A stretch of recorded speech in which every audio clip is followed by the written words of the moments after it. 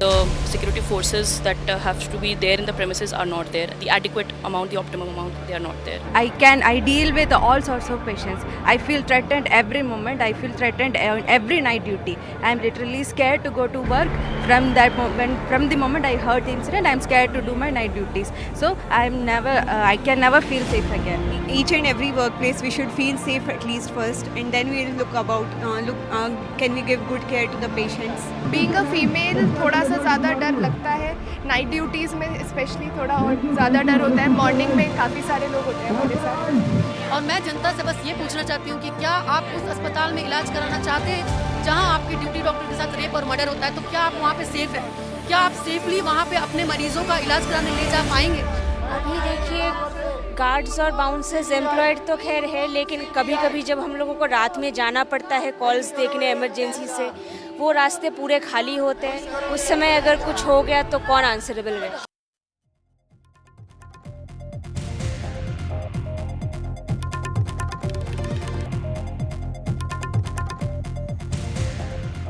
Good evening and welcome. You're watching The Last Word. I'm Rishika Barua. The chilling rape and murder of a 31-year-old doctor in Kolkata's government hospital has stunned the nation. The Kolkata High Court has now ordered the probe to be transferred to the CBI, questioning the hospital administration for its lackadaisical attitude.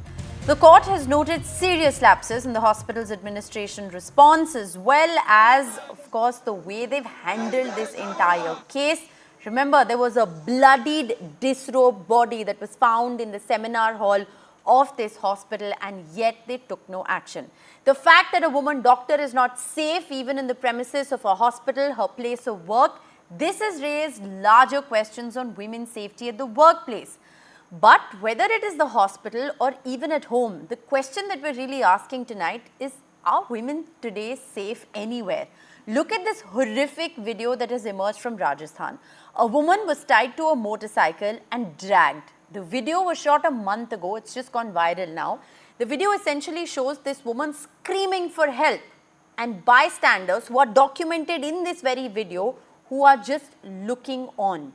This horrific video underlines the violence that Indian women are facing on a daily basis, whether it is on the streets or within the comfort of their own homes. This man is believed to be her husband, but there are also reports that suggest that this could be the case of a bride who was bought, a bride who was purchased by this man at an approximate cost of 2 lakh rupees. This man is 40 years old, sources have indicated.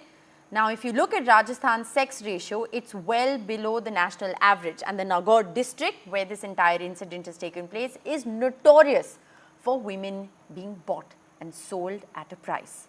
Women purchased in this manner suffer the worst sort of physical, mental and sexual abuse from their so-called husbands or other men in the village. What these two stories, whether it's the story of a woman doctor in Kolkata who was raped and murdered in the most brutal fashion, or it is the story that has played out on that rocky road in Nagaur, both of these stories have essentially once again put the focus back on women's safety and prompted us to ask the question, are women safe anywhere?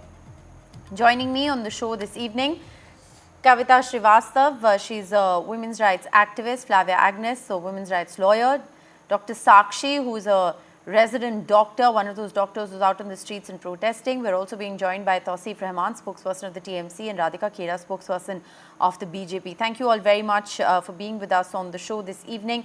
Kavita Srivastav, we were speaking with you earlier as well on NDTV as we've been covering these stories through the course of the day. And I want to just bring you in very quickly on both of these stories actually, because, you know, we're reporting on two parallel stories that come, you know, one from the heart of urban Kolkata, a metropolitan city where a woman doctor is raped inside her workplace, and one story comes from Nagaur district where this woman is dragged on the motorcycle, you know, by her own husband. And the reason these two stories are so stark and so shocking, and that's why we're talking about them tonight, is because they've put the focus back on where exactly are women safe. Yeah, I fully agree with you that both these stories, one shows the kind of domestic violence which is literally, you don't do that to a beast also, Yes. and the way the husband treating the woman, I mean, it's very, very, very serious. And the other is about this young doctor. Now, in the case of the Kolkata, rape and murder, and really brutally, the body was also, literally brutalized after the murder. They Yes. found glass in the eyes, etc. So I think in that particular case, the first question that I want to take is that we've had from 1997 and then 2013, we've had the sexual harassment of women at workplace law. It's called the POSH law. Earlier it was called the Vishakha guidelines.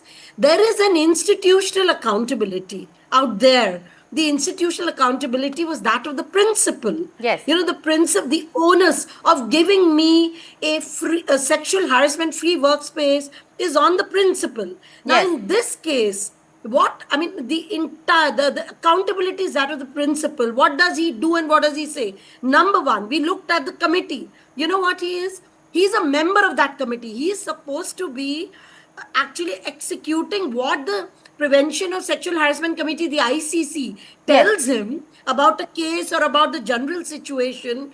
He ends up becoming a member in it, which is absolute rubbish. And secondly, the first thing, instead of empathizing with what happened, his first statement was, how did she end up in the seminar room? Now, it just clearly shows Yes. that there's a breakdown of institutional accountability.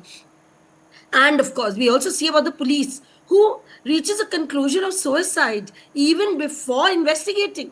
You reach the conclusion And of this suicide. is after there are the most vivid descriptive details of how this doctor was brutalized, and I don't want to spell it out on the show because I think it's everybody's read it. extremely We all know disturbing. what It's- happened to her and what condition she was found in. But my question So here what is, I'm trying to say, what I'm trying to say, that while the criminal side of the case, and hopefully the CBI will do an excellent job today, because the state police was not inspiring confidence. The court has transferred the investigation to the CBI. At the same time, we have to talk of institutional accountability of women in the workplace, every workplace. And it's not just about doctors. In a hospital, it's about nurses, it's about general administration staff, Yes. it's about carers, it's about even women patients. Secondly, in other workplaces also, it's a time and moment to be talking about all workplaces. yes, but And I want to shift the focus beyond workspace, because whether it is the workplace or whether it is the So I streets was or coming whether to it the- is the home, the women are I was coming to always the- vulnerable, always susceptible, and always brutalized. This is a story that plays out over and over again. The geography may be different, the context may be different, the attacker may be known or unknown, but at the end of the day, the reason we are having this campaign on NDTV is because every day we report on these stories. And yet, despite the fact that there is so much media attention that is given to the issue of women's safety, nothing seems to happen. Let me quickly also just bring in Tausif Rahman into the conversation here. Tausif Rahman, I don't want to get into the politics of it. I have a very simple question as a representative of a political party. Why is it that no political party has been able to find a solution to this issue? It's a deep systemic problem, it's a societal problem, it's an attitudinal problem, but at the same time, there appears to be a complete lack of political will. We're too tired of the firefighting. We need to have proactive action to prevent these things from happening. Good evening, everyone. Absolutely, ma'am. I was listening to the esteemed panelist and your views as well. There is no setback with these issues. These are very important. Something happened inside the hospital. It can happen on the street. It can happen on anywhere, whether you're an engineer or working in a corporate company. The first priority should be the safety. And of course, the whole thing has to be responsible and it should come under the ruling government, whether it's West Bengal, whether it's Madhya Pradesh, Delhi, Uttar Pradesh, or whatsoever. Each government has to take certain measures to keep our sisters, mothers, and everyone. under a good security. But There why should be has no no lapse. government I mean, or party been able to ma'am, do it? ma'am, definitely. This is what I want to explain. I mean, you have to take a cognizance. You have to pass some strict law inside the parliament instead of talking big talks and giving about $1 trillion company and country. We should have a law which we have to bring. I mean, I totally we do agree. have with a you. law. We do I mean, have there is laws. there We is do have no a law space. which- We do have we do laws. have a law Whether which we- gives whether it's the institutional Vishakha guidelines. responsibility. Definitely. It's now the But prevention. definitely, We but do have a but it law. needs to come forward, Implement ma'am. it. But Had we should we not. had The truth principle is, and we do committee. have laws. We have no implementation of the laws, and we have no fear of the law. I mean, And if that's you where the see, even we system- have a and death that's where the penalty. system comes into Can I place. just respond to you? Absolutely, So, absolutely. I mean, so we the- do the- have death the- penalty as well, the- but it's not been the initiated. Posh No law one is wants that. monitored. Posh law is supposed to be monitored by the Department of Women and Child. They are supposed to obtain. ma'am. You know, I annual want to just, reports I want to of- just, I want to just stop you both right here, and I want to just once again, play out for the benefit of our viewers that horrifying video from Rajasthan, because while we can talk about workplace safety and the things that happen at the workplace, a lot of times it's more than what meets the eye. A lot of it is not in the public domain. But if you just look at that video of that woman being dragged on a bike on that rocky road by that man believed to be her husband, and people watching, how is it that we've become so desensitized that it's being filmed, it's being circulated, but yet nobody gets up to help her? Kavita Srivastava, what explains this? Yeah. So I'm Bystander glad apathy. that we are looking. I'm glad that we are looking at violence against women in a structural way. We are looking at what makes these patriarchal institutions so completely, dominating even today, so tyrannical even today, that the woman is completely unsafe. Even it's supposed to be in the most intimate relationship. Actually, it's these intimate, right from the But we beginning, don't the know kind of laws that have come. in this case, Ma'am, there are ma'am, theories at of the the- ma'am, at fact the that she same could time, Can I be- just she finish? would have been Can I sold just to finish? this man. Can I please finish? Can I just finish? I mean, in this particular case, that's what I'm saying. They've got into a relationship which is supposed to be that of an intimate relationship, but here she was bought. Please remember, let's start from where it starts. This woman was bought because there's an acute decline in sex ratio, as you also just mentioned. Between 2011 to 2022, when NFHS 5 happened, we've not had a census. What is the ratio? It has declined further. It was 897 in 2011. It has now become 875. So you can imagine that Nagaur shows a decline in sex ratios. Now, at the same time, you have to understand that it's across communities. Earlier, it was just the OBCs and the dominant Savarna caste. But here, this is an SC community man. He buys a woman from Punjab in 2 lakhs. So she comes to a home. She has a single mother. She doesn't have any backup at home.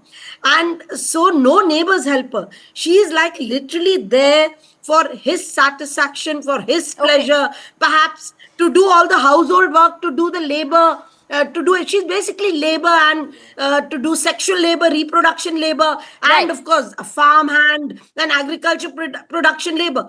Now in this case, what is so tragic also with is us. that what I'm trying to Let tell me again get a and word again. from her. Kavita Can I just- Srivastava. my last line. Kavita Srivastava. Just When the 1 culprit minute. is arrested, 1 minute. Can I just and finish? he is behind I'm the just bars. saying that I mean, if you Rajasthan see the has court a orders massive and the machinery whole at the proceeding, panchayat Okay. level. it takes Okay, years and one years. second. If both of you are going to speak, Just nobody is 1 going to minute. be able to Yeah, understand can I just anything. finish? Radhika I'm Khera, just- I asked this I'm question just- to the TMC spokesperson before you joined us on the show, and my question was very simple. Whether it's the story that's playing out on the streets of Rajasthan in terms of this horrific video from Nagaur that's a month old, or whether it's what's happened in Kolkata, or whether it's any other story that we continue to read about in the papers or report here on television, it's the same story that plays out. Why is it that no political party, no government, whether it is at the state or the center, has been able to proactively prevent crimes against women? We are reactive at best. and often was answering even our to reactions that. are not proper. Okay. Listen, I was just give me a good- minute. I'm just Kavita saying in Srivastava, you have to allow me. You have to allow me to give other panelists time, please. Oh, there's another. Please, There's yes. somebody else. Radhika, please go ahead. Good evening. Now, today, as we are discussing the issue of women's safety in the light of the recent incidents, and this is something we've been regularly doing because these incidents continuously keep happening, we are once again today reminded of the dark reality that too many women our country are facing with the video that you shared as well. Now, these incidents are not just crimes, they are a direct assault to our collective conscience. They force us to ask, will our women continue to live under a cloak of fear? The entire topic that you have here. Now, as a representative of the Bharatiya Janata Party, a party which is currently in power in the government, I want to make it absolutely clear that safety and dignity of the women of our country are not just priorities, but sacred responsibilities of our party and of our government. While we have taken numerous steps to enhance women's safety, whether it is the strict laws or fast track courts, we also have to acknowledge the fact that laws alone are not enough. What we need is a societal shift, a change in the mindset of the people and the mindset that perpetuates violence against women. That is what that needs a change. However, it is equally important to recognize that safety isn't a matter of political point scoring. I'm saying that as a woman. You can't have it about holding ourselves accountable. It's all about holding ourselves accountable and ensuring justice is served swiftly and decisively. We have to stop that pinpointing. Radhika Khera, I'm not even getting into political blame game. Very late. Let me complete. I want to just give you a disclaimer, and I gave this disclaimer before you joined the show, that the reason we have political representatives of two of the political parties is because these are the parties in power in the respective states from where these stories are coming in. Let me finish. This is not a BJP versus TMC story or a Congress versus BJP story. This story is simply to bring political stakeholders into the conversation in order to understand what can be done differently going forward so that we are not reporting on these stories. That is exactly what I'm saying. If you would let me complete and if you would actually hear what I'm saying. I clearly said that we have to, and I'm saying this as a woman, and I have said it. I am not pointing fingers. I could have sat down here and pointed fingers about how people are doing what. I did not do that. I am clearly and very categorically telling you that we have to stop that. As political representatives, I'm talking as a woman, as a political representative of any party, any person has to stop the blame game. Tumhare state mein hua, tumhare nahi hua, and stop making it just a matter of debate. We have to get on ground and solve the issue. We have to work at solving that mindset. We have to work on that mindset, which is there that you see a bystander saying they're filming. Like the video that you showed, people are filming and doing nothing about it. Why are they just filming? Why did not people come out and help? You cannot put everything on the government. The government does its job as best as it can. And I'm sure nobody in their states wants something like that to happen. But you can't put the onus on people. But no, ma'am, it's a collective responsibility. It's not on the people. You please don't just cut out words of what I'm saying. You have to hear my entire statement that I said. You said you can't expect the government to do anything. You can't expect the government to do everything. Responsibility. It is a collective responsibility. What do you want? No, I agree with you. I'm telling you it's a collective responsibility. It's a collective. No, you're not doing this. It cannot be your way or the highway, ma'am. I'm sorry. It is a very serious issue that we need to tackle as journalists, as political representatives, and as society as a whole. Everybody needs to. I don't know why you're getting so upset, because all I'm asking you is there is a phenomena. One second, Radhika Khera, there is a phenomena that explains why people don't step up and help in these situations, and it's called bystander syndrome. There is a very serious bystander apathy. There is a very serious bystander apathy, and this is not an India story alone. People are scared, people are intimidated, people don't want to come up and help. And this is a serious problem that people are facing, whether it is street crime here in India that we're looking at or anywhere else. It further compounds and makes women's safety an even more complicated issue because these people don't come up and help. I completely agree with you, but at the same time, if there is harsher implementation of the law, better implementation of the law and fear of the law, perhaps we will not see these cases happening in the manner that they are. That's my limited point here. Flavia Agnes also joins us. Flavia Agnes, we've been discussing what can be done differently going forward so that we don't see these horrific cases? Because whether it is the case of the hospital or whether it is the case of this woman who was dragged by her own husband on the motorcycle, I mean, it's wherever we look, there are only horrific cases of crime against women being committed. What do you think can be done differently going forward so that we actually have a shot at a solution? Flavia Agnes. So happy you all are highlighting this issue, because this issue has been going on for so long. Consistently we are addressing domestic violence, rape, abuse, murder, and it's not coming down. It is a social environment in which we are living, where women are undermined all the time. Whether it is on the street, whether it is at home, is it in the workplaces, wherever they are not safe. And this is the sum and substance of this entire debate, that we need to have a different perspective. We need to have a better implementation of the law. Right. We seem to be having a terrible audio line with you. My apologies. We will try and reconnect with you. But Dr. Sakshi is also with us. Dr. Sakshi is one of those resident doctors who's out on the streets and protesting. Dr. Sakshi, thanks very much. Okay, we seem to have lost that line with Dr. Sakshi as well. My apologies to the viewers. I just want 30 seconds. Yes, I just want 30 seconds, ma'am. Can I also we are talking respond? about, Yes, we are give talking me a about second, crime, please. we are talking about safety, we are talking about law and order. But if you don't take me as a spokesperson from a representative government, just take me as a common man. Whenever something happens, we do not set up an example for anyone's safety. The crime happened, the suspect gets arrested, then the court procedure goes on, and he or she is having a gala time inside the jail. There is no stern, strict action with it. I mean, why don't we have a death penalty? Why don't we have a capital punishment? Why do we have to every time sit and debate on a national television ki aise hota to ho sakta tha? No, whether it's West Bengal or Kolkata, it's a horrific incident. We have no excuse. We cannot back out with this whole thing. And this is the day, ma'am. We do not have to do whataboutery. We do not have to do Calcutta, Rajasthan, Uttar Pradesh or Hathras. This is something if we are sitting, we are talking like a knife, ki aise ho jata.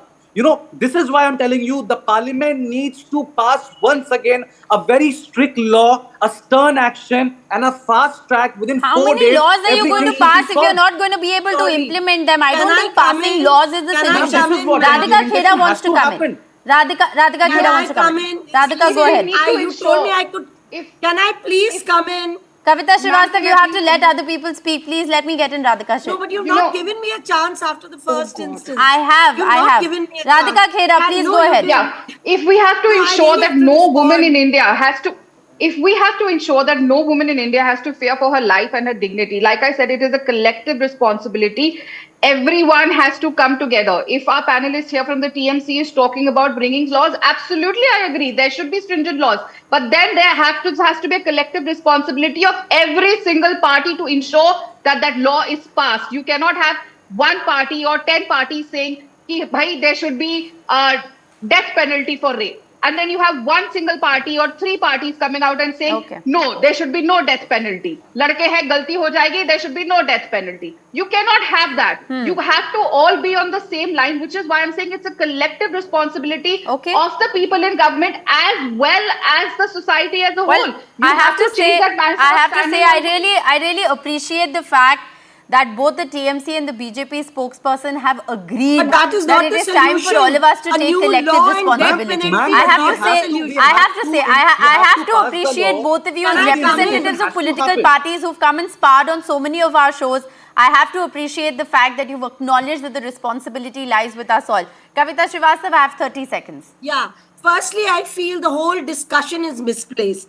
The discussion is about accountability, about the implementation of the law. There are enough laws available. And I want to tell you about Rajasthan. Whether it is Congress or BJP, doesn't matter. We have enough people at the village level. When this woman was beaten up every day, and suppose the neighbors did nothing, we have a whole mini Sachivala in a panchayat. We have so many women representatives in panchayats. We have a beat constable, we have the Anganwadi worker, we have the Satin, we have the Asha worker, we have the helper. I mean, It is putting an accountability All on right. them. I'm afraid, like I said, there are no quick solutions, but we need to keep having these conversations. I'm afraid I'm completely out of time. I appreciate you all of us joining us on The Last Word tonight. Good night and thanks for watching.